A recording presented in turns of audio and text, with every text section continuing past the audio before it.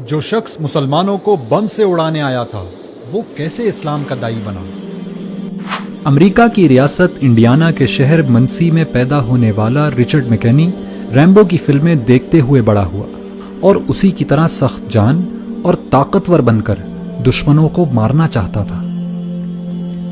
اس کے اسی عزم اور امریکہ سے والہانہ محبت نے اسے امریکن مرین کور تک پہنچا دیا۔ رچرڈ ایک مضبوط جسم کا مالک تھا اور پیشہ ورانہ عسکری مہارت کی وجہ سے ترقی کرتے ہوئے سارجنٹ بن گیا۔ اس نے امریکی فوج کی طرف سے کئی جنگوں میں شرکت کی۔ رچرڈ اس انتہائی خصوصی چھاپا بردار گروہ کا بھی حصہ تھا جسے بوسنیا کے قاتل ملوسیوچ کو زندہ پکڑنے کے لیے بھیجا گیا تھا۔ تمام بڑی بڑی جنگوں میں شرکت کرنے کی وجہ سے اس میں سخت دلی اور بالخصوص مسلمانوں سے شدید نفرت پیدا ہو چکی تھی۔ یہ نفرت اتنی بڑی کہ ایک دفعہ جوتے کی دکان میں اس نے 2 برقع پوش خواتین کو دیکھا تو ان کی گردنیں توڑنے کا ارادہ کر لیا تھا۔ اسی شدید نفرت کے سبب اس نے منسی میں مسلمانوں کی مسجد میں جمعے کے دن دھماکہ کرنے کا منصوبہ بنایا۔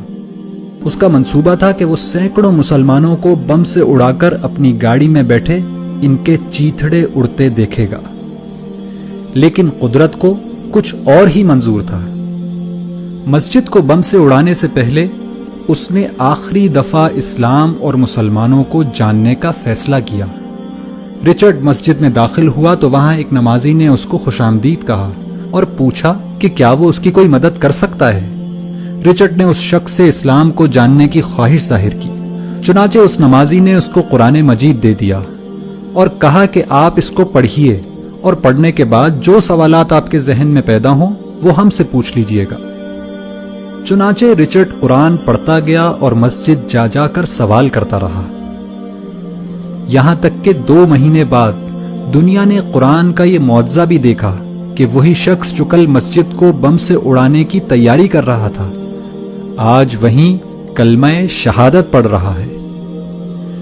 رچرڈ اس مسجد کی انتظامی کمیٹی کا 3 سال تک صدر رہا اور آج مایوسی اور نفرت کے شکار لوگوں کی کاؤنسلنگ کرتے ہوئے امریکہ میں اسلام کی دعوت لوگوں تک پہنچاتا ہے۔ ایک انٹرویو میں رچرڈ نے بتایا کہ قرآن کی اس ایک آیت نے اس کی زندگی تبدیل کر دی کہ جس شخص نے کسی ایک شخص کی جان بچائی اس نے گویا پوری انسانیت کو بچا لیا۔